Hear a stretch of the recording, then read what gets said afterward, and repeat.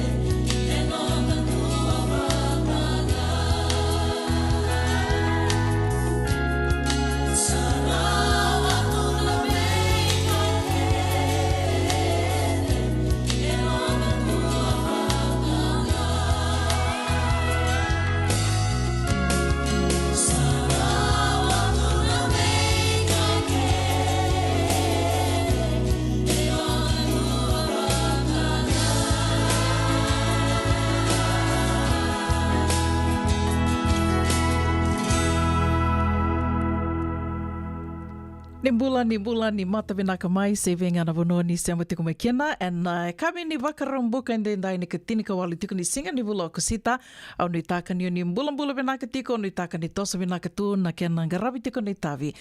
se venga na vono ni se amati kuma kena and kami vinaka ni wakarambuka inde ndai andu tiko na vono andu na ngau andu tiko na singa yanda wakabini vinaka ni rawa ni ndamai se amatiko and nonda wata watongo na radio bulan wata San Francisco me koti kenda wata tiko mai se venga na vanua and ndui tukina ndui ni tavi ka ndawaka vinaka taka tukina ni solitiko na idhengu ni mbula rao ni ndai dhawa talo me kina ndo tale na singa vou ka rao ni ndamai ve se mati talitiko kina ndamai ve tomani taka tu na nanonda ngarawa tu na ve tavi kethe sara and sawa ke tavi teke kenda tukina so and na kita tu nanonda ngarawa so e senga so e leo atu na tani nanonda ngarawa tu na ve tavi so se nanonda me dhola tu nanonda e dhola ia se mani waka dhawa tu na ituwaki ni mbula o ni lako dhurumutiko na singa ni kua na singa ni singa wakarambuka wakaroa itiko be kimdo mai nonda au vesura tiko mendana ve tomani tiko yani na nonda wasini ngona vata and kabini kua na laki dhawa sara tiko na vitu na kaloko lewu na sere wakaro taki tongo wakatanga kina na ulutanga iso kandana mai vewa se tiko ni kina ko vesura te talitu ngamo ni nanama ki tiko mai kina nonda wasini ngona vata ke marama ko vesi wase langi do benga ravi tiko yani and na irongo mai na ve longa niu mai rungo di tiko na keni sewe na madha sauti ka lewu sara tiko na ve talanoa lewu na wakatataro iadhu tiko mai lewu na wakasama soli tiko mai membaleta tiko na nonda wasini ngona vato ya ka waka vinaka tiko kina Connect Fiji Care non rato we tokoni rawa ni mai rongo di tiko kina indora porokaramu bao ya kanda ki laki di tu na lako mai merika ya na vanu enda mai tau ya buke di tiko kina na dhaka wa kegi wa koia usura tiko mnimo ninge nana maki tiko mai kina na lima na kaloko ki rana mai vetoma ni tiko ni kina ke marama ko vesi Marama ko besi and nonda iwasi ni gono vata ka wakatoka i tiko nei rongo mai na velanga ni me wakai vetoko ni tiko kina na Connect Fiji Care. Sivitonga na tolu e na dio na miniti na muni toka ningo una wuninda kua wakambula tiko mandeani vi kimdo na sa sema ra tiko mai na kavini kua ke oni senge sema vo tiko mai kira tinga wase tiko yani na nonda vata vatongo ra telngani ni subscribe kina YouTube channel wakabini benaka tiko wakalewu tsara vi kimni nanda sema tiko mai na vi singa ndo wase tiko yani na nonda vata vatongo vi kimni telngana sa subscribe tiko kina YouTube channel sa totolo sara tiko na tosa ni wili ni leo ni vanua na itoke na vese vura karsando sema tiko mai kina nonda vata vatongo wakatelanga kina na Radio Mbulando vata YouTube channel me wakani ndo mbiuke tiko yani na programo and nonda YouTube channel muningeli rongo da ngona da bangao ni ngalala kina ngona da bangao ni ge virongo da kina sa tuke na programo and Radio Mbulando vata YouTube channel yana ngona mandanga ngona via wakambula tiko ni kina vikium ni ke sara na sema tiko mai ne kavini kwa ndo mbula vinaka mareda lalanga vesi venga na vono ni sema tiko mikina Australia waka nuni vinaka tiko yani vikium ni nandona moni madha vinaka vikim dona moni madha go wakatanga kina ve kayava salai maduata ni mbula vinaka kayava mbula vinaka nau pasipa nene levu waka nuni vinaka tiko yani na kavini kua vinga na vanoni sema tiko mai kina wakatanga kina ve meleke herin rombula vinaka waka mbula talitungani ve waining golo Pauline mbula vinaka wakalevu na sema tiko mai na kavini kua wakatanga kina ve malama na honu mbula vinaka malama mbula vinaka tupe vinaka wakaleu na sema tiko mai vemba kana vono ni vili ni tiko kina na singeleu ni kua wakatanga kina ve Daniel wakanuni vinaka tiko yani ve kimdo ke sarna sema tiko mai ngori na mini bus stand mai no sorry na buku ni didiniu wakaiduri tiko na longa ni tembara ndombula vinaka wakanuni vinaka tiko yani ve kimdo wakatanga kina ve titili ngande wakanuni vinaka tiko yani ve ngana vono ni sema tiko mai kina na kavi vinaka ni wakarambuka ndendai ni katini kawalo ni singa ni vola kusita Radio Mbulando vata San Francisco me kotikanda vata mai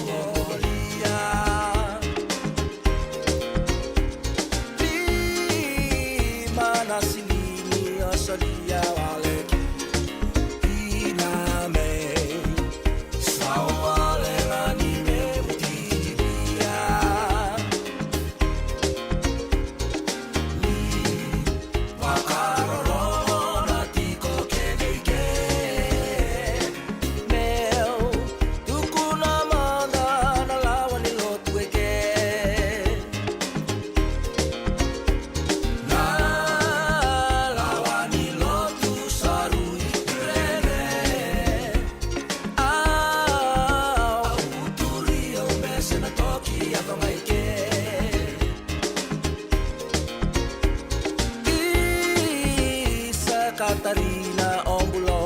Katarina Lu, Sirwalena Isuruolia.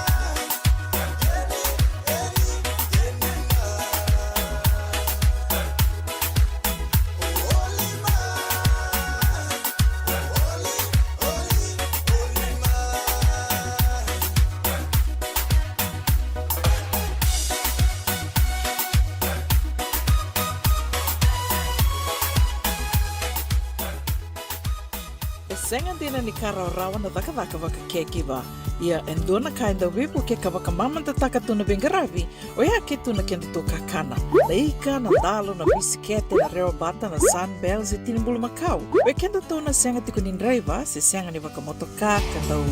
Dren na tutu beto seaki, erto satu wakarau na Divine Pacific Food Mart mai Sacramento, merto taladeani na nung ni boli-boli. Rawa sara, we tartarangayani na taliboni diwan 21 toluwa diwa ono saibarua, merto wakarotaka katalada mai na nung ni boli-boli, ena kenangona totolo tutua.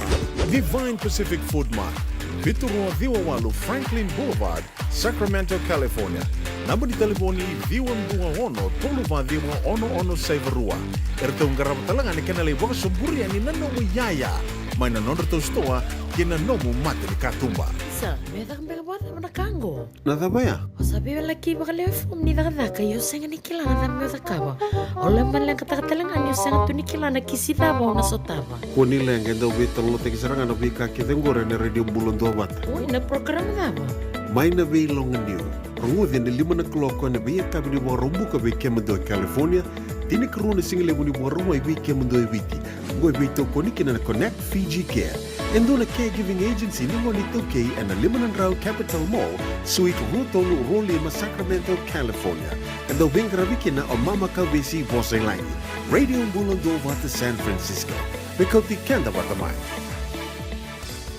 Nada mo sarama da mehuli kina dono ng life insurance policy may be Lincoln Heritage. Sigang ayaw sa nagkakil nito ta nagkatil kabito ni Agostita na 2022 o sangir ta kasarabiri ni tauna. Kami ngaya kina mother ngaya sala ko mana check.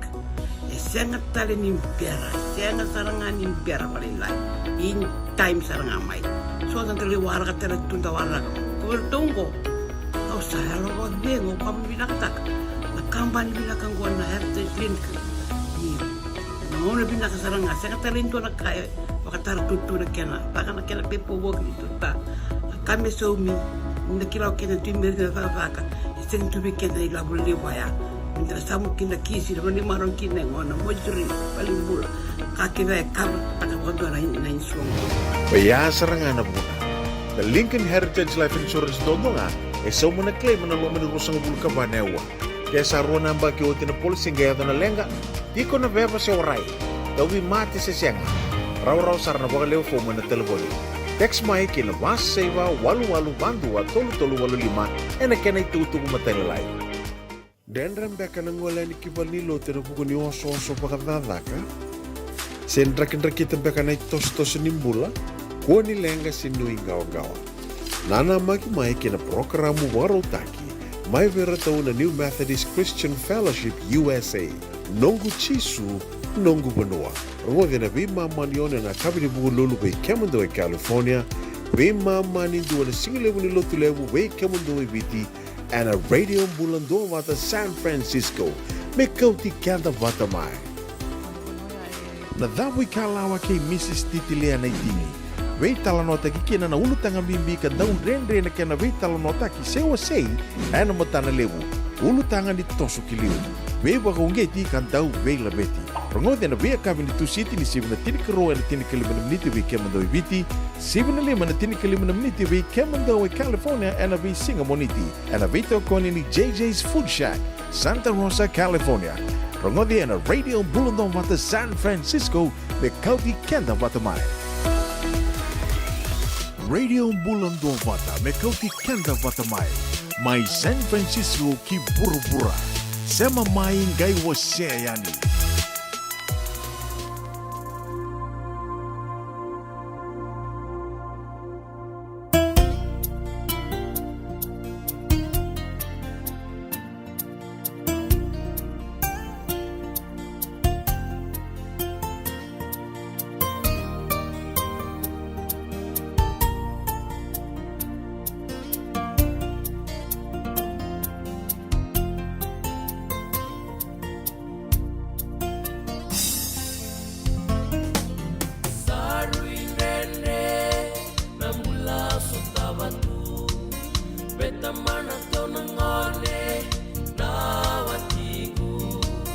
Tawalengu ni na kay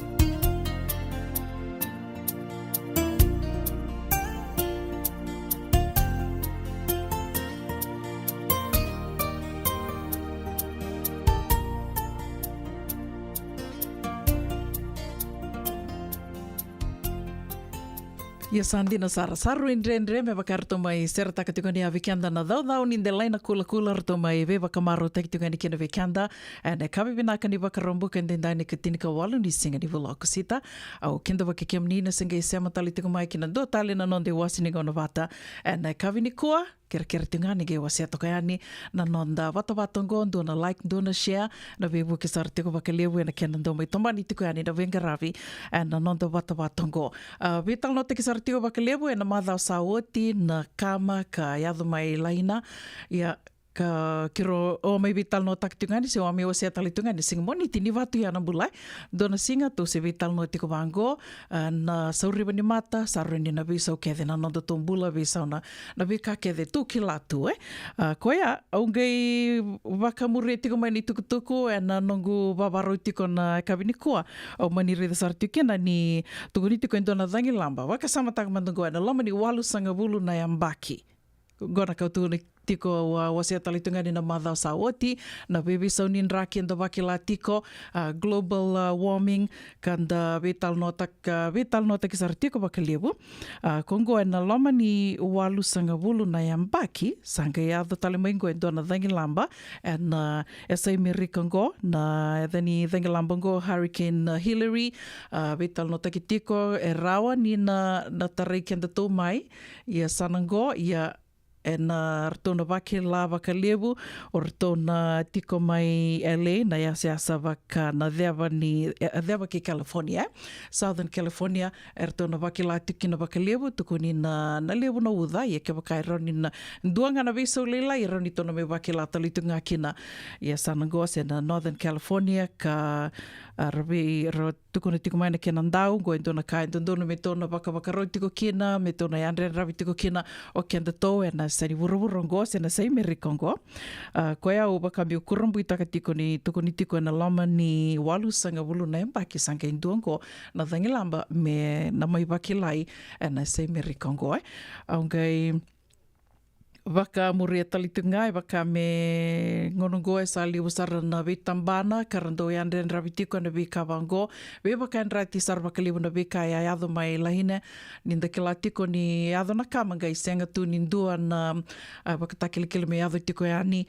veira na i waka roa me ayado ani veira na liwa ni wano ni sa ayado tiko na kama se na i waka tangindingendi ni kama ka sa ayado ndina tiko e rangai kenda dhalanga sa kama e ani sa ayado ani na kama sa rangai wangarambulanga ia koia e na lewu sara na wambo te merika tō dhoko e na kia pakaisenga ni vea se wurawura tali so e rasa e andre rabi sara tunga kina waka lewu rabi talno tiki na waka lewu na iliuliu ni vea matani tu e so na iliuliu talinga ni vea bono e so waka i California go i San Francisco manda rongo di tiko ni tukutuku ni kua mbaletanga na nonra tu sa waka mera i andra mai e na wuku ni kamoia e adho mai laina ni nduanan rau tini kadhiwa na Siren God o waka samataka tiko na dhawa na kena i tukutuku ni wakawiti na Siren wati soni buke i omanda mai sa waka me senga tiko ni waka samataka rao na wakawiti ni Siren tuku ni nduanan rau tini kadhiwa na Siren Go karando rongo e na ngauna ni langa waka bimbi tiko wekenda to e San Francisco ni ndo iadho mai na tsunami ndo rongo mai kina na Siren me waka me bito tiko mai na i waka roa wekenda to se na waka takilikila mbeka ni adho tiko mai ndona ua loka se na tsunami ia asama i dhengu tu e na baki rono ndolu tini kadhiwa go sa vital no te kitalingo na lewu ni labo i bito tiko mai na State of California ka rawa ni na mai waka idhuri tali tiko kina na vika wango nga ravi tiko kina na yandre ravi tiko ni panua endo tiko kina member leta na lenga tumbu koso karao ni na yadhu tiko donan rau tini kadhiwa tuku ni tiko na Sirens and yasa San Francisco ngo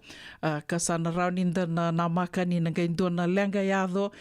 se indua na waka takilikili na yadho na lenga sana rau ninda na rongo adho tiko na Siren ngo SF Sirens back on since 2019 sangai tuku ni santa na gai rauni na rongo da tali tiko ngoe. So ngana kai rauni na andre ravi tiko kina se dan donu mendena andre ravi tiko kina se mania sei burubura dava and the tiko kina da sawa ke la tuna vi saunin raki ke na itu waki ni mbula matanga na visinga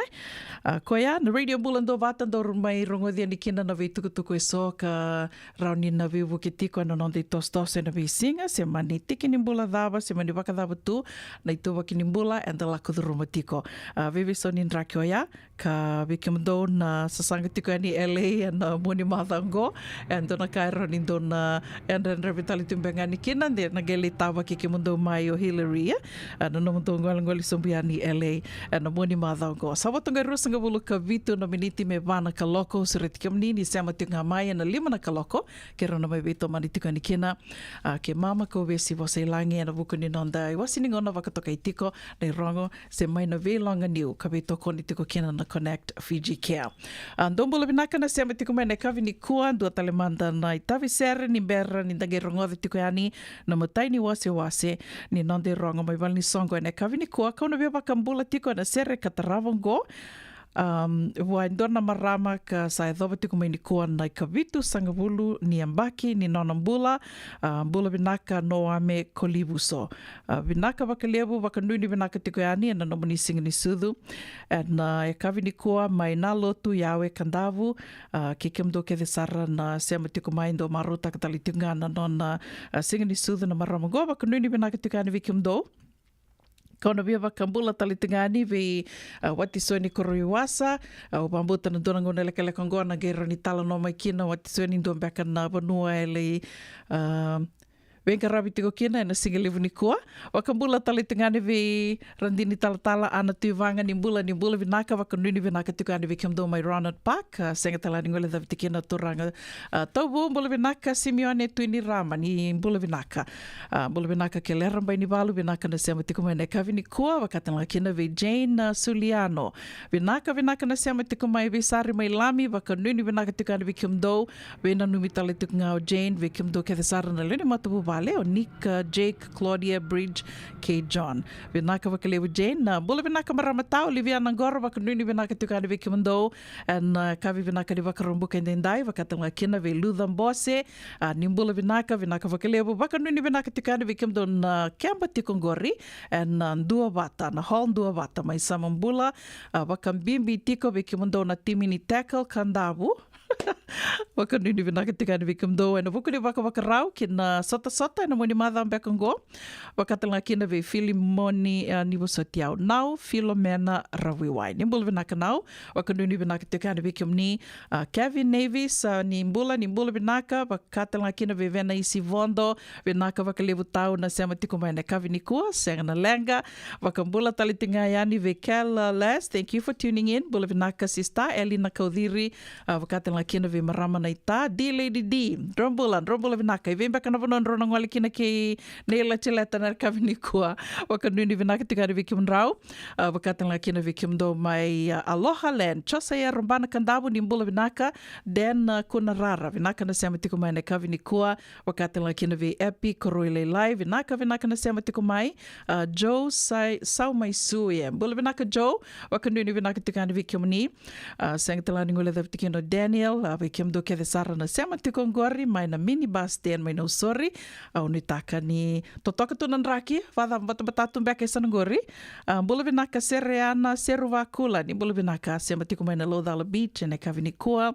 wakatanga kina ve Torre Katinai ve kiamdo ke de sara na sema tiko mai na Atukuka do mbula vinaka wakanduni vinaka tukani ni nandona moni madha vinaka ve kiamdo na moni madha ngo wakatanga kina ve Kelera na Sobi mbula vinaka Maramatau wakanduni vinaka tukani ve kiamdo mai San Jose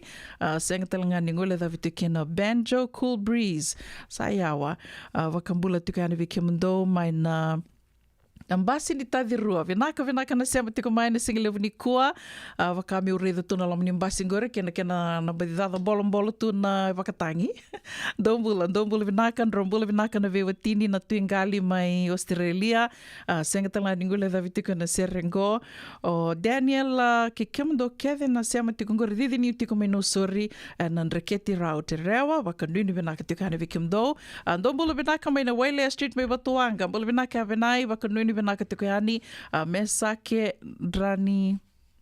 atu wasotia mesake au nitaka ni dombula vinaka tiko mai no sorry na singelevu ni koa wakatanga kina vi taiki mbali vanua isa mbula vinaka taiki se tiko mbeka mai New Zealandi au nitaka ni dombula vinaka tiko vinaka na sema tiko mai ne kavi ni koa venga na vanua ni vili ni tiko kina da tironga da manda na itala no nimbu konro asulia and radio mbulan do vata ni saboto go rusanga buluka tolu na miniti me vana kaloko.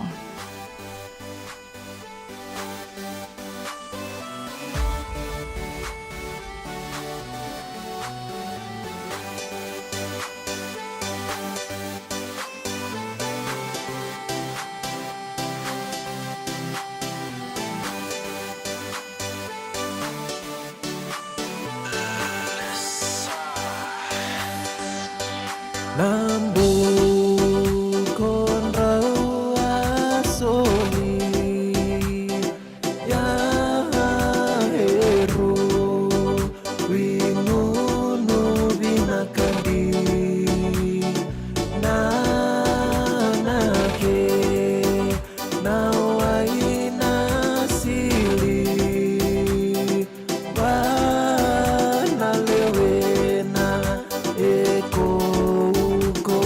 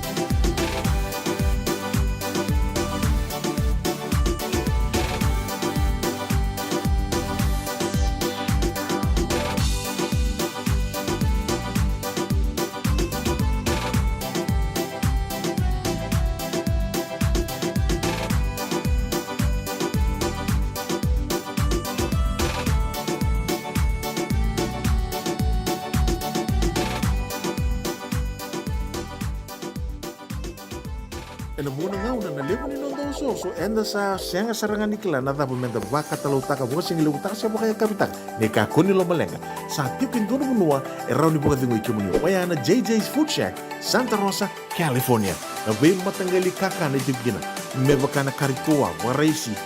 na logo palusami na buwaka na kaiwa soso na dalo na toa na kokonda bainga ni kena gamure na kaka na buwa malang me bakana steak gai buka loka tabioka kena coleslaw surua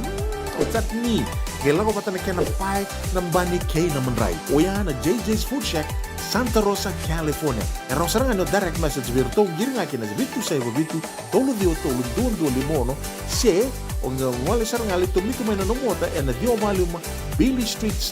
oya e Santa Rosa California era talanga ni rutoli dili botaka ni ke mukatalo washing le busha wanga kabi ya mai Santa Rosa Kinavato JJ's Food Shack Santa Rosa California. Endona mate kuniti wale wabekenda mana wasa Pasifika na hepatitis B. Kuneini ndua mana waya tini corona nini bunua mana wasa Pasifika Amerike ni tobi reti kuna matengo na hepatitis B. Ongoli wake na kenaroni betobi sena tobi kuna matini na se liver cancer. Endende mendo kila kesa temi kwentiko. Mebakani sema soti ni kene bakatakele kila se symptoms bakabo kesa mbimbi na mate. Mbimbi ngoni kila mono bakandi kebi membaleta na hepatitis B. Peter mai kena telefoni 526 ono vituva 51watolu sesi kobo na nondo to website www.sfhepbfree.org. Na dhavu ikalawa kay Mrs. Titilea na itini. Wei talanota kikina na ulutanga bimbi ka daun rendre na kena wei talanota ki sewa sei ana matana lewu. Ulutanga ni tosu kiliu. Wei waka ungeti kan dau wei labeti. Rongode na wei kabin tu siti ni sibna tinikaro na tinikalimana miniti wei kemando ibiti. Sibna lima na tinikalimana miniti wei kemando wei California ana wei Singamoniti. Ana wei tokoni ni JJ's Food Shack Santa Rosa California. Rongode na Radio Bulundong wata San Francisco me kauti kenda wata mai. Senga, esan dondi na marau kina voga vingile wo wakila. Baleta? Kesa mani ka vivi na nongumbula ke mundo sana senga ni lenga. Dona senga talanga ni rere walo ma se mundo warakati o nila wundrang. Baleta ni swada kabatu na nongu life insurance policy. Iko na kabuto waka tapia. Sa tumu matanga na numundrang ay senga tu na nantu pepa. Sa tiko na mate, se senga na pepa, senga na lenga. E se rawa nindu na nombu life insurance ve Lincoln Heritage Life Insurance. Na company ni life insurance kanga niti kenda vinaka na itoke kanda sama ivoga tiku ngo ya Amerika. Rawa sarna boga leo fomo. Text mai kina vase walu wandua tolu 15 ena kena ituku matelalai. Radio Bulando Vata me kauti kenda vata mai San Francisco ki burubura sema mai ngai wose yani.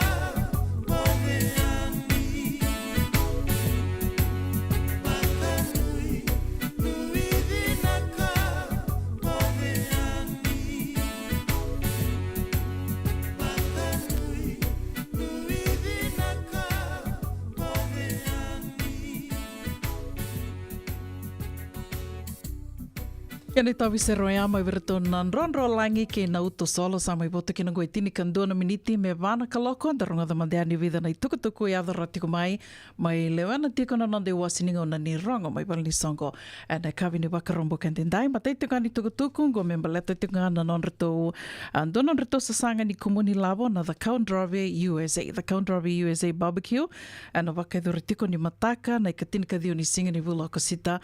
tiko tiko na tini na kaloko na mataka kina ono na kaloko ene kabi na wakaidore tiko na barbecue ngo and a Rincon Valley Community Park ya na Limandua Saibawalu Badger Road Santa Rosa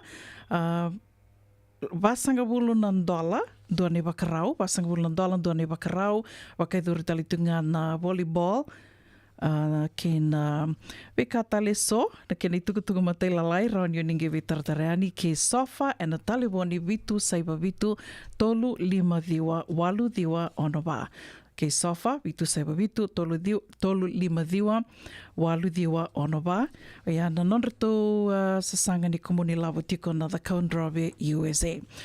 ni mataka talanga na wakaiduru talitunga kina na Ono Foundation USA soli. Nandoto soli tiko na leo ni tiki na ono na wukunga ni weka enda tondo sasanga takitiko na biambaki non rabakayaya takitiko na ngoni buli na tini karona korni buli mai na nondoto yasana dina ngani nondoto tiki na ngai sasanga tiko ngo na Ono Foundation USA yango merabakayaya takitiko na korni buli na tini karona korni buli ane sano kandabu. Wakaiduru tiko na soli ngo teko butiko na tolu na kaloko ne kavi ni mataka wakarawai ne katina kadio ni singa ni vulo kasita kan wakaiduru tiko mai na tolu 252 4th Street Santa Rosa to sakilabi na kedi tiko na bonoya na kava do waktokai tiko na kava ya wikem do na sember tiko ni sekila na bonoy tiko kina na game tiko yani na tikindu ango kena nonda to radio bulando about the Facebook page keni tiko matay lalai raun yo ninge betartareani ke ndidhimba Kenti dhimba ena talimoni wasiwa walu vitu lima tolu vitu rua tolu seke anasa koritamana ena vitu saiba vitu rua walu rua saiba tolu vitu. Tukutuku katarava ni mataka talenga na wakaiduru tiko kina na songongo ke toa mai beital no tiko kina na madhao sa oti ena wuku ni sasanga tiko sasanga ni komuni lavo ke na kanibe buke me na wakau yani ke na Walnimbula lebu mai suba na CWM Hospital $5 na iduruduru sa na isauni tikite waka tiko kina na wakasinga lebu na sarameke kan sotale na wakatasusua ertu sa wakaru takatu na isongo karto biuta bata tiko na sasangongo na First United Methodist Church of Santa Rosa na wakaiduru tiko ni mataka ni katinkadio ni singa tiko butiko na songo na ndua na kaloko na singa lebu kina 5 na kaloko na kabi o na Rua 2 Saiva Giffen Avenue Santa Rosa. Rua 2 Saiva Giffen Avenue Santa Rosa. Wakaiduri talitunga kena na nonrito na may bakarita ki buki tiko sa bakarita ka tiko nonrito da kakanilinga sa na fashion show so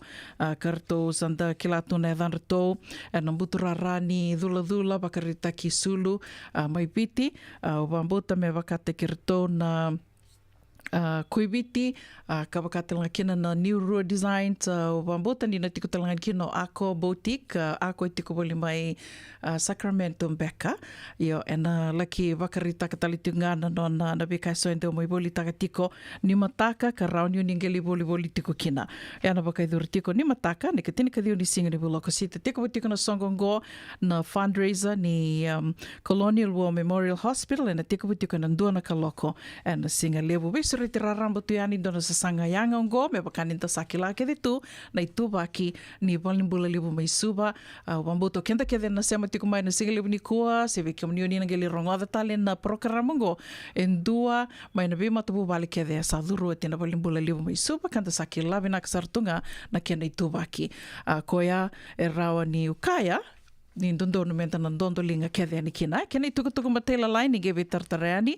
na taliboni vitu saiba vitu ruan 2 vawalu na vitu saiba vitu ruan 2 vitu 25 vawalu tiko ngai na sasanga ni komuni lavo na buku ni sasanga bango kina Walnimbula sena Walnimbula limu isuba wakasama takatalitunga obia wakana numi komuni talitunga yani ndo bitu ko yani na nonda bato batongo na radio mbula do bata endona tikindua memba leta tiko na nonreto songo na Suva Cancer Survivors Society. Sena Suva Cancer Survivors, Artondo bakaritak ting mai artondo mai bakai tavi talitunga na radio bulando bata na be mada rua na be kabinitu city na be mada rua kartondo me wasetiko kina na be karto bakai dortiko orto kia na lewena tikno songo ya erto Satovi Cancer woti they all survivors ka erto me wasetiko na be karto la kudruma kina non retondo sanga merto buke irtale karsa Tovi Cancer ke ira karsa ambula mena cancer via mai tomana talitunga na non reto sasanga and do bitu ko ani and dona tikindua and non to wata go na radio bulando wata na namba karawan yun ni na bako teni kina na nomni kani bebu ke sena empaisa we misi salo tengalo do bitu talitunga ni na tukutuko so membelata na we karto bakai tavi te kerto tiko kina na marama karto dungi ana tiko ya na kani bebu ke abir ke na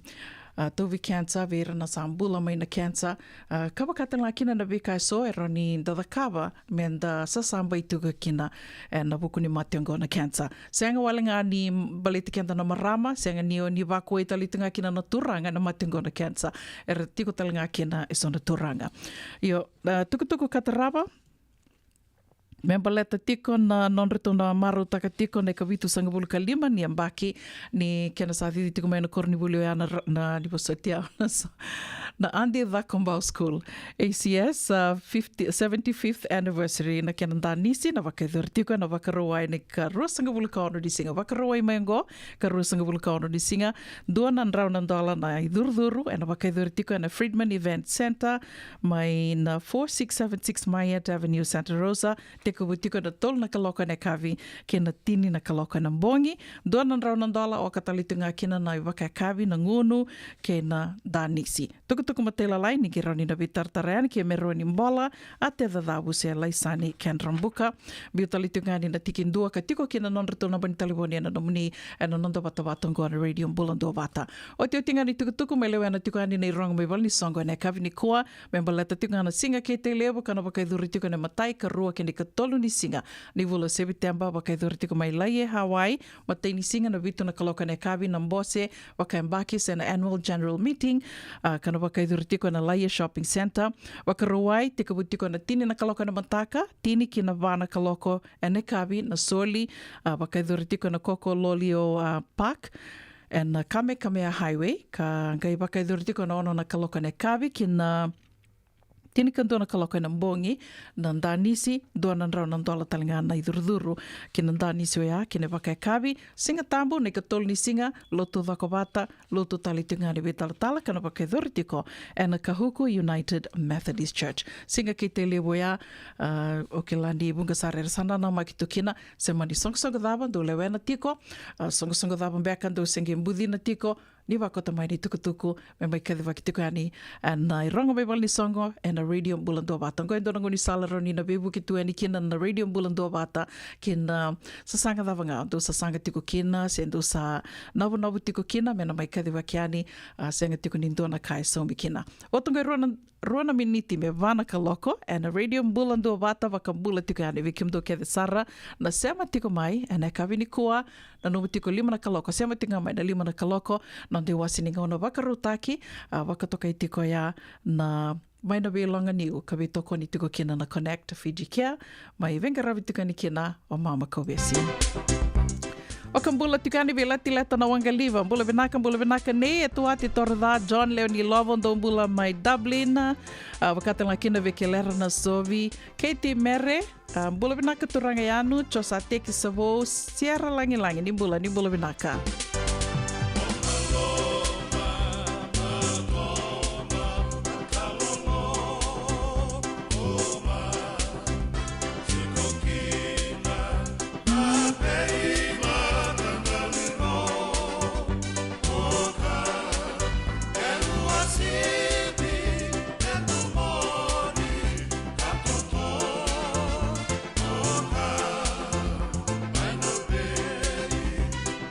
Love.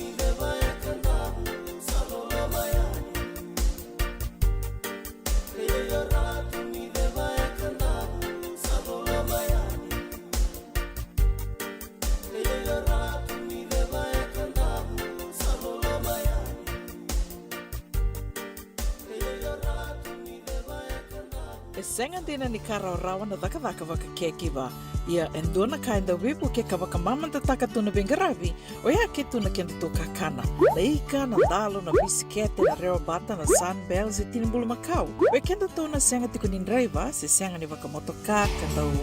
Dren na te tūwe to seaki, erto sa tu wakarau na Divine Pacific Food Mart mai Sacramento, merto talaveani na nung ni voliboli. Rawa sara, we tartarangayani na taliboni diwa dua ono toluwa diwa ono saivarua, merto wakarotaka katalada mai na nung ni voliboli, ena kenagona to tolo tua. Divine Pacific Food Mart, Viturua Diwa Walu Franklin Boulevard, Sacramento, California. Namba di telefoni Diwan 21 Toluva Diwa ono Saivarua. Erto ngarama talanga ni kanale waka suburi ani nanomu yaya. Mai na nondra to stoa kina nomu mate ni katumba. Sa, medak wana mana kango. Nada baya? Sabi laki bakal fom ni daka yo senga ni kilana na medak kawa. Ole man lang katakatalangan yo senga tu ni kilana kisita ba na sotaba. Kuni lang endo bitolo te kisarangan obi ka kitengore na radio bulon do bata. Uy, na program na ba? Mai na be longan niu. Rungudin ni 5 o'clock na be kabini wa rumbuka be kemendo California.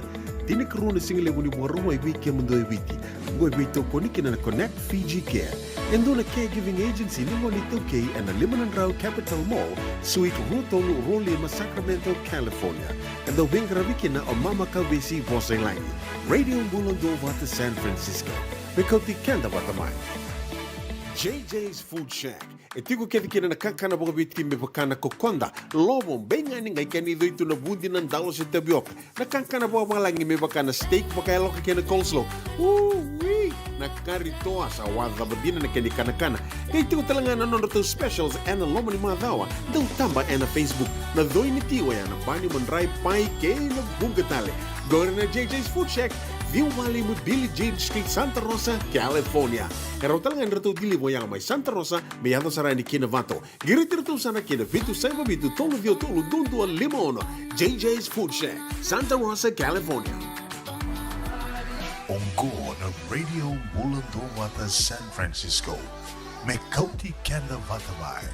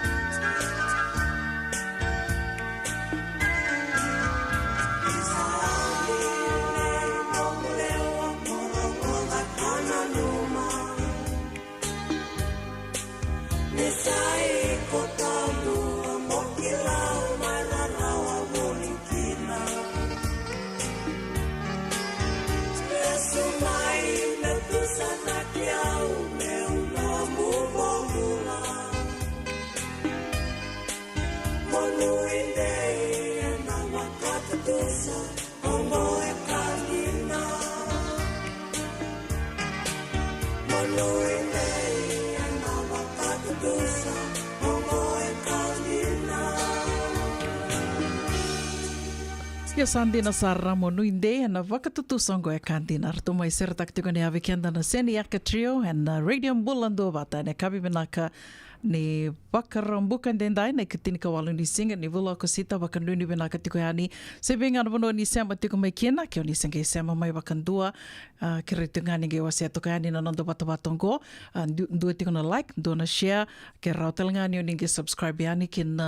neto YouTube channel o yana radio bulando bata YouTube channel le usar na programa e sando beauty ko yani and nondo to channel o ya na programa do me rongo tiko yani and nondo wasiningo no bata ne be kabini moni tike na wakarambuka mai na tolu ke na vitu na kaloko. Weda na programa senga mai tikabu taki tiko ngo na radio bulando bata ka lebu sara wakamure tiko lebu ratali taka tiko ndo vir na programa go ndo waketabi tiko kino sitive ni ratorala and kabini bukilulu ndo rongo tiko ani na via kabini bukilulu lebu sara tiko na itala no ando o se tiko mai o ratorala na non programa ya ka wakatokai tiko na toso ni ngauna. O suret kemni ke bakau ni lata ningai sikobayani na radio bulando vata YouTube channel ni subscribe kina baleta na vingo na kede ndo mbio ni kina na programa wo and lako yani na notifications me rawa ni na ngai rongoda ni ngai sarawa na ngona nga o ni nga lala kina ya so talinga na ngono ni na sia matiko mai o tia ni na ngai reda sio ni na reda mai ni kiro bosa tiko yani o ni sa senga ni rongoda beka endo na series endo na kai daka tiko yani na radio bulando vata yana non reto na ka ertondo vakavatu na Facebook na vatawatongo sa kota na vakanui ni nandora ngona sa na rauni nandua ngana nonda to vatavata nga vakate ki kenta toto sa na senga ni na ravitiko ki na Facebook. Ki na Facebook e vatiko ya sa na ngona ertono bokoda na senga o ni na senga ni rongoda na sere ni vakatangi te kiani baleta ni kila kenta kede na burburungo da sa kila tu na mbimbi ni copyright laws koya erto ke bakai rongo nga bango endua na ivakatangi sa tunga na kena na programa sa tu titu na vata ni Facebook erto na rongo nga endua nga ni vakatangi kana numi ni toto vata kina ndua tale na sere ka sa ambiuto na kena copyright laws esa na vanga erto esa na boko nga mai vakateki ko esa na automatically muted koya ni na senga kina ni na dorongo de sona sere na sona ngona ngendo rendre tiko bikirao mikiro daka na sere dava soti vati ko ya na kene lako ko ya yenda sana viwa si takatonga na sere toro ni na ronga da vata sana ko etiko ko nga ya nandona ngona sana roni na tiko nga ndo nga na vata ni radio bulando vata ka senga ni tona vakararavi tiko bakalebu ke na Facebook me roni o tirto mboko dike to tiko mai na sona ngona so wat sibitong na vai na tinika vitu na miniti Wakambula tiko ya vikimdo na sema tiko mai na kavini kua au ni taka ni nandua na moni madha binaka vikimdo me nonda sistava se madha vadha vatu na nraki mai sanangori vikito ike vikimni na dhalata na nungo wakamadhala takayani ndo tiko na iwakaroni dhangilambo Hillary ka tukuni tiko ni sao tingo e walu sangabulu na embaki sange mai Pole ka tikenta tō mai se na raoni na rabu tikenta tō mai endo na dhangilamba ia na dhangilamba o Hillary ia wakambimbi tiko ne wakarongo o vera tō mai na dheva ke California ia na Southern California na ia se asa waka Los Angeles na ia se asa kedho ia e tiko ia nikina na i wakaroni dhangilamba o Hillary ia tuku ni tiko in a split second ke wakamani vesau na muani dhangi e raoni na tari kenta tō mai e sanango ia vekenta tō e raoni na tōna wakila tiko ngo vekenta to in na Wualiku ke California se Northern California to na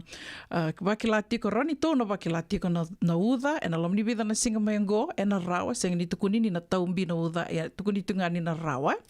ni na to na wakila na uda ya endona ka to na wakila wakalebu tiko na tunu maka ni raki sena humidity kanda kila ke tu ni ken to lako mai na vanua na tropical weather to na wakila wakalebu ya na ken tunu maka tuna raki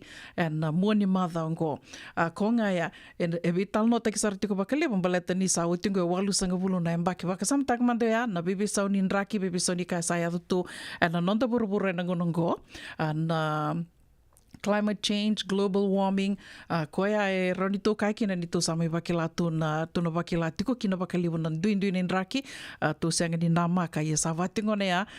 Ka waka sama takatingo e ndona post e ambiu taki tukani na ndona tangani beba wa waka wili ka tiko dia sange lewu tiko ar bola tiko mai sar tukuni tinga mai oi nakama mai lahina. Sarangi tukuni tinga mai ia sa sandai adhoba tinga mai nangono iai kenda na waka bauta waka risto, loto waka risto to sa ke la tunga na dhaba na kena imbale ka bimbingo na kina menda nando waka rau taki ke anda tiko waka yalo ka waka yango tali tunga wikenda to na tambana manda ni waka rau waka yango to sa ke la tiko se ke rau ndo sanga na ni roingu me ke rau waka na numi ke anda tiko yani na wikai so ka rau ni dana waka edhora menda na waka rau tukina ndona kaundo wase waka libo yao na nanda waka rau se na disaster preparation and ngona ni lenga tumbo koso ya na 72 hour kit ya ona gera ni na wase tali tuka ni ndona ngona wekium ni na senga tuka ni se matata wekium ni na dava na 72 hour kit na bononda sa tuki ngo and bimbi mentana yandu ke tiku na 72 hour kit because you just never know senga ni kila na so rebeni mataro ni ndona kai bi sau baka dinan taka ke tiku na kaira la kuduruma mai Hawaii na kamo ya baka ndo mambulan dina baka dirlo loma ninda mai baka rongo da tiku na kena tuku sivatanga na vai na rua sanga bulu no miniti au ni taka ni rongo bina tiku ani na bioli baliba ni radio bulan do bata saving ana vono ni sema tiku mai kina and kavi ni kua vekemuni na vili niu tiku ana vili longa niu ke vesara ana vono levungo Amerika au kila ni levu tiku na vono ni vili niu ana nonda venga ravi tiku ver ni tambangase sure tikemuni ni nana makitinga mai and nonda e rongo se na nonta porokaramu ka mai toi abu takitiko se asi abu takitiko na madhao saoti ki rona mai veital no tiko ni kina ki marama ko vesi wase langi o ya mai na ve longa niu and na veto koni ni Connect Fiji and na lima na kaloko andage mai se matio kino ya na ngona mandanga ngona bia bakambula tiko ni kina wa se tiko ani na serengo and e tala noa ni lavo ni merika kena kiana kamida. Au via wakambula tuka ni kena vetinai TJ. Happy birthday sister. Waka nui vinaka ni oni na maro takatiko na muani madhango ni oni a maro takana no muni singa ni sudu. Wakambula talitunga vinela chileta na wangaliva. Ndombula vinaka. Waka nui vinaka talitunga ni veilesi watu wali. Mbula vinaka lesi di Lady D ke Steve Murphy. Kemdo na angorto sa to kena tu na city levungo San Francisco. Wakambimiti ko na ukila Steve Murphy endona tiki ni wabulebu na Golden Gate sa nona tiko ya na tuku torarau tiko wakambula talitinga ni ve sista vase mother wakanuni vinaka tika ni vikimdo varani se sitarudani mbula vinaka maramana ita vinaka na sema tiko mai na kavini kua wakatanga kina ve sere ma ika ni konda nimbula vinaka wakanuni vinaka tika ni vikimdo mai dolo suva koro ni taka ni ndo mbula vinaka tu wambuta ni ririm batatu na vanongori wakambula talitinga ni ve sere ma ve straining heavenward mbula vinaka straining heavenward mbula vinaka tomo toke langi. Thank you for tuning in, Tomo. I hope you're well. Wakambula talitinga ve Randini, Vasiti, Mbulibo, ni Mbula Binaka, Wakanuni Binaka Tikana Vikimdo, my Santa Rosa, Wakatanga Kina Vikimdo, my Zion Shopping Center, Mbula Binaka Solomoni Turanga me Muri, ke Kimdo ke Sara na Pingaravitiko, and Zion Shopping Center, Onitaka Niondo Mbula Binaka Tiko, Mbula Binaka Rosa Ratu, Wakanuni Binaka Tikana Vikimni, Wakatanga Kina Vitakayawa Lambati, Mbula Binaka John Vonu, Wakanuni Binaka Tikani, Vikium ni talangania tamba kaudoro vinaka na sema tiko mai na kavi ni kua senga talani ngole da vitiki na tuati toradha wakanuni vinaka tikani vikium do na kandavu stoa au ni taka ni tosa vinaka tiko na venga ravi mai dhakingori wakatanga kina vi John Leoni Lobon bula vinaka John ke kimdo ke desara mai Danville wakanuni vinaka tikani vikimdo na family bula vinaka ke lera na sovi ke kimdo ke desara na sema tiko ngori mai San Jose au ni taka ni ando bula vinaka tiko wakambimbi tiko vikim ni ke desara na benga ravi tiko verni tambangase verni tambangone na buku ni dhaka waka caregiver se burubura davanga oni venga ravi tiko kina da teronga da manda ni talanoa ni lavo ni Amerika kamida.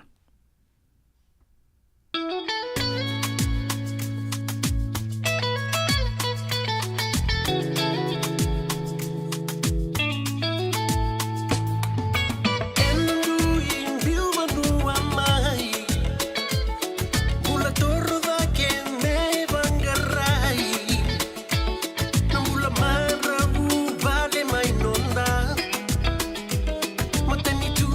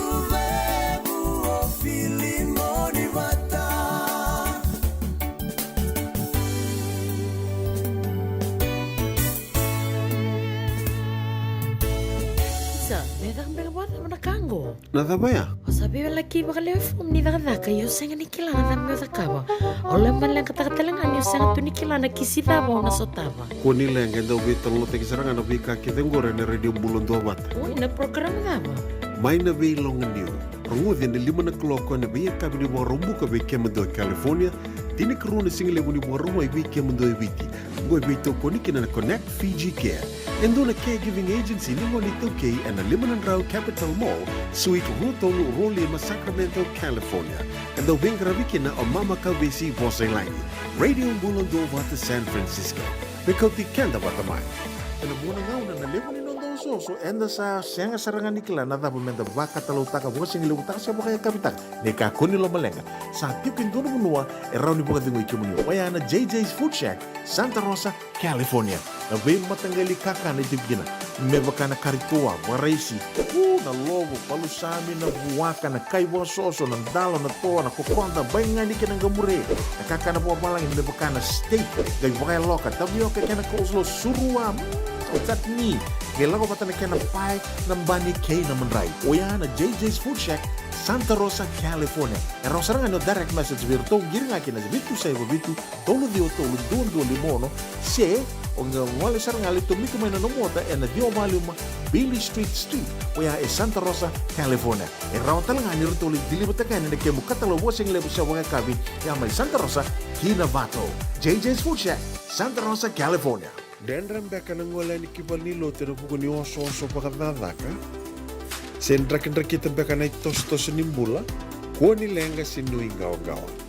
Nana maki mai kina programu warotaki. Mai vera tau na New Methodist Christian Fellowship USA. Nongu chisu, nongu banua. Rongo na bima manione na kabini buku lulu be Kemendo e California. Bima mani dua na singilewu ni lotulewu be Kemendo e Viti. And a radio Bulondoa Vata San Francisco. Me kauti kanda vata mai. E senga dina ni kara rawa na daka waka kekiwa. Ia endona kainda wipu ke kawaka mamanta taka tuna bengarabi. O ia ke tuna kenda to kakana. Na ika, na dalo, na bisikete, na reo bata, na sunbells e tinimbulu makau. We kenda tuna senga tiko nindraiva, se senga ni waka motoka, kanda u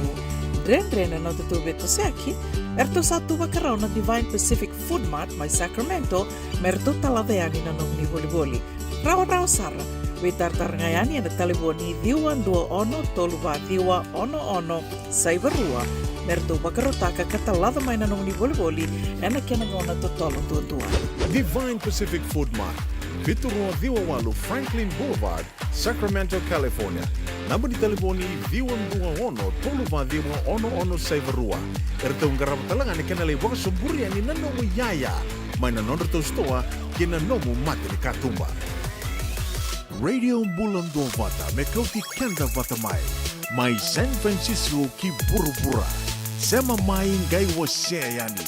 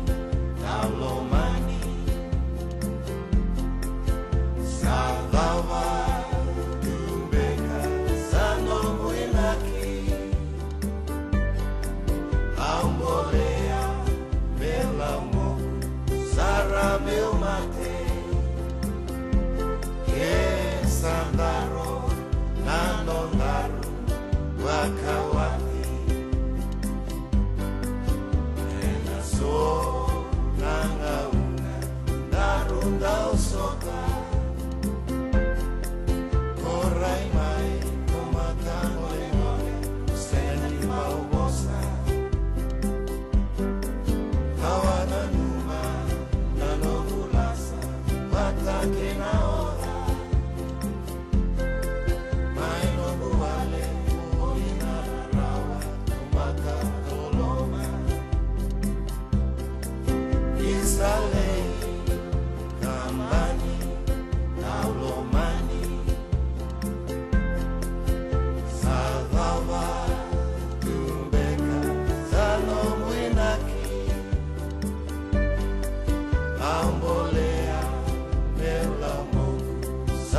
meu mate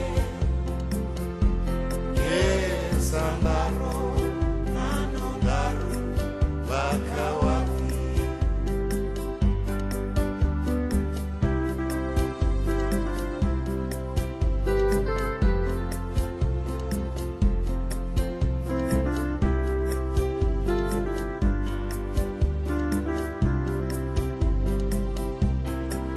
Kisalei kambani kaulomani savava tumbeka sanomuinaki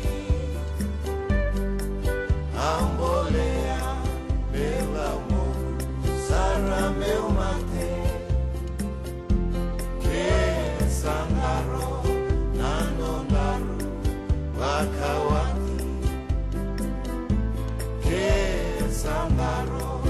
nanondaru wakawati que sangaro nanondaru wakawati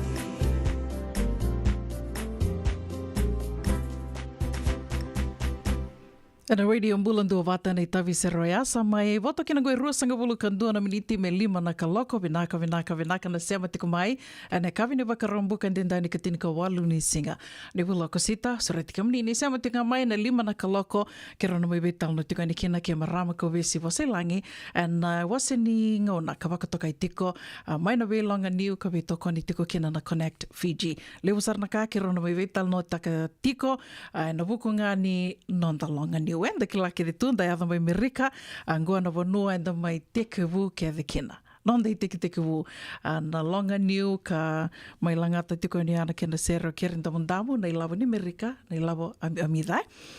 ko ia kero na mai betal no tiko ni kina vida sarna ulutanga ka o ke lani na vivu ke sar tiko bakalevu na vuku ni dhaka enda mai bakaitavi teke kenda kina ni nda senga ia mai Amerika ngoa na dhaka va caregiving levu sarna ka enda senga beka ni ndo vaka sama takatu ndo tortum beka vaka mamanda ia evinaka mendan ndo vital no taka meroni na vakavure vaka sama rotelnga ni ndo turti ko vaka bimbi roni ndo na reida talitunga sona kaka ndo senga tu ni ndo reida senda ndo vaka sama taka ko ia usreti kimni kena mo ninge na makitiko mai na 5 na kaloko awatal no taka tikani na singa moniti ke to ali vaka singa lebu na vali bola sena ndo na tambana ni Google ka vaka toka itiko na Google X o mai vaka sama taka tiko ni o kenda nda tunga bango nda vila ka kitu na visinga nda senga tu ni kila na vika era dhakava tu sera vaka itavi te kira tukina e so vikenda vaka mbimbi o ira ka roni o kai ni sa soli tu me vira na isoli soli tu vira na vuku sange salva tu yani kini lavo itu mera bulia mera vaka sama taka mai na vika so ka senga tu ni ndo vaka sama taka roni kai like ordinary people kenda la kutunda senga tu ni ndo vaka sama taka na vika era vaka sama taka tu o ira e so tale ka nonra dhaka saratunga ia. Au tuku ni tiko ningo ka o kilani usando wasea ni waka levu ni vanua ke to mai tiko ni kinongo e levu sara na tambana waka na mona waka liba mai toia wiani e na vanongo se na technology Tui awi ani na vanua livongo se na vanua say California ngo ando wakataka itu na Silicon Valley ke wakaoni sandurunga na Silicon Valley na vanua ke to mai tuka ni kinongo ka tui awu kina na be kambani le lewe so kan oirana kambani ngo roni takaya ni oirango era mona takatu na nondi tostoso na nonda visinga ni mataka me wakana Apple na Facebook na Google YouTube na Uber mandanga na Lyft na Netflix we kambani le libu bango era toi awu ke ani na vonongo ya na vonoa ke to ali basing libu kine na Google X ya na tambana kartonga raborto na ke na mbuli mai na vika so vakasama taka ke vaka indu vakasama taka indona ka ertona erangai reida vaka ira tu vaka tunga na tambana iso era vaka tambana tu vaka ertona tambana go non rtonga go ortona tambana go non rtonga go ya na vono ke to basing libu kine na turanga ka wati nungu maramakai scientist koe ka ngai nona tambano koe sangi waka madala takatiko koe ngai waka tali via no wakarongo dan baleta ni ndakila na kama e adongo mai laina ke waka me era tukuna tiko na kenandau vi wasaki taki sartiko wakaliwa ke waka me se lako to tolo ya ni nei wakaro ke rawa ni rambula levu ke rawa ni levu bekana kai ra ni rana tango makira kina levu na kai ra waka dorme ra ni na tango makamandanga kina na non ritiko tiko me na kama ka e do virania ya ngai tukuna tiko no koe ni Ngono go erto na nona tambano koe, wakasamtak nona tambano sarmantanga koe, erto norto vaka tiko na ngono go, erto mbulie tiko na satellite, eto no koe na constellation of satellite, ken balambala na kumu ni satellite, e vida bata, tono koe vida bata na undolu, na e kumu ni satellite go me rambiu e na vese urubura keve sara, ka me rawa ni nda tomboka wakatotolo na kame, me rawa ni kilai wakatotolo na kama, every 15 minutes, samtaka ya. E na vea tinika 5 na miniti, e na buruburu toda na kama kede, na yadutu e na isi burubura kede. Se mani wakadhawa na kena tiku muna kamo ya, se mani wakadhawa na kena lilai, se na kena levu, e na sanaroni na singiama se na turadha kena na kumukumu satellite, kartumbuli e tiku ngo, e na tambano ya, e na Google X. Onge wakasama tako, kento to lako to ngā tu vital no to ngā na visinga tu vendendre waki na visinga tu, se ngani kila na kaira wakasama tako tu, uira kau rani kai, ni sa soli me veira, na isoli na buku na kila ka mera wakasamataka mai na veka wau ya ange tukono koe kila e lewu na ka e rtongarawa na tambano ya but in your kenda wakasamataka manda ke waka utaronga ni ngona dhava manda e lako me numdu wakasama ke waka miko every time you hear Google na dhava manda e lako me numdu wakasama ndau veo kila ni na lewu sartungana ka e lako me numdu wakasama ni tukunia ni na Google yo mandanga ni do tukuninga na Google na kanga lako me numdu wakasama ke waka veo kila ndo na ka o mbitanga ni na Google on the internet e na sulia me viao e na wakamadhala taka me viao na ka o veo kila na dhava uvangarati ko na kia na wakamatila lai kede e vatia na Google yo senga manda ni ndo na ngona me utu mo wakasama taka how do they get all that information me rao ni kongai within your fingertips wangango iko tambaka ngaya ni sa lako me viko sa tukuni me viko na dhava iko via kila e na taunda kuni vika ke vengo e radhaka tukino irongo sangitono koe ni na tambana irto venga rabi tukino kina ndui tambana ke sara venga rabi tukino go na Google na be tambana na Google e lewu na ka e relaki biuta vata, relaki wakadhiuta mai, wakasoku muni mai, me rani me baleta tiko ngā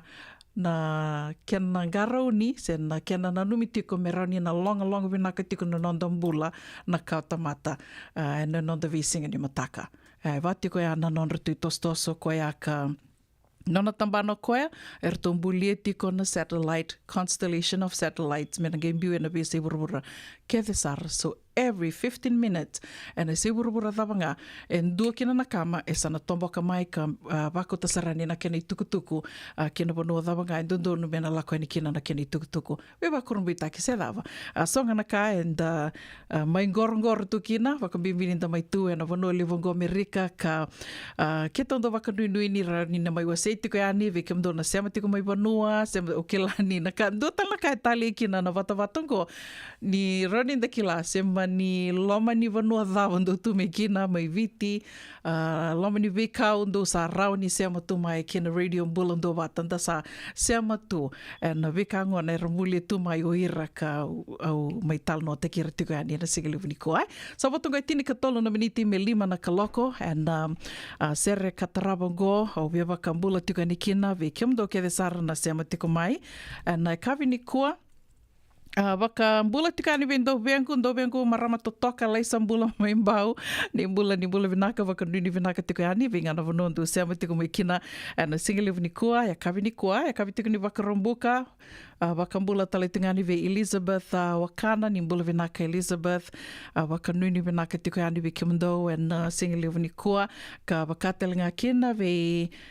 master pete na itini ni mbula vinaka waka nuni vinaka tiko yani ve kimondrau se vinga na vonondu sema tiko mai kina na singile vnikua mbula vinaka mati vanu elewa dombula vinaka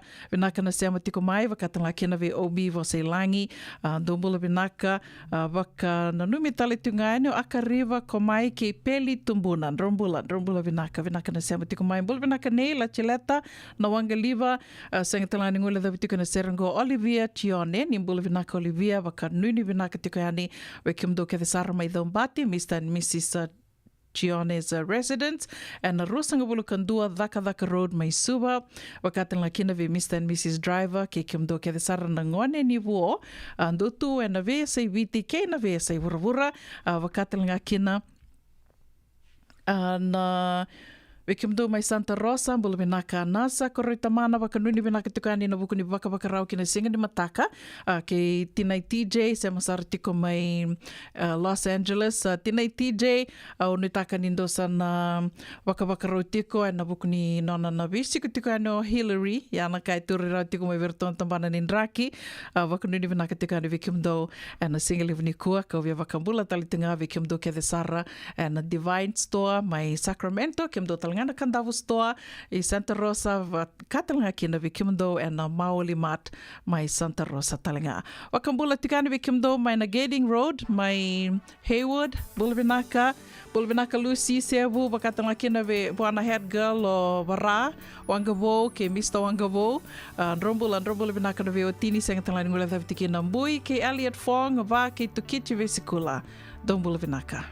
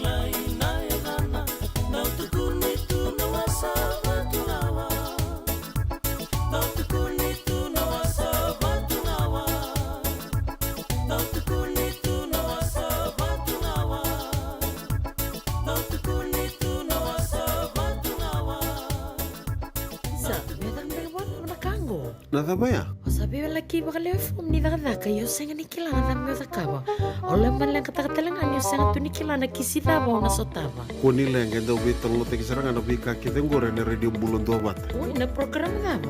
Mai na vei longaniu. Rungudhi ne 5 na kloko ne vei kabini wa rombuka vei kemendo California. Tini karuna singile muni wa roma vei kemendo viti. Ngoi vei toko nikina na Connect Fiji Care. Endo na caregiving agency ni ngoni toke and the Liman and Rao Capital Mall, Suite Rutolu Rolima, Sacramento, California. And the Wing Ravikina o Mama Kavesi Voselani.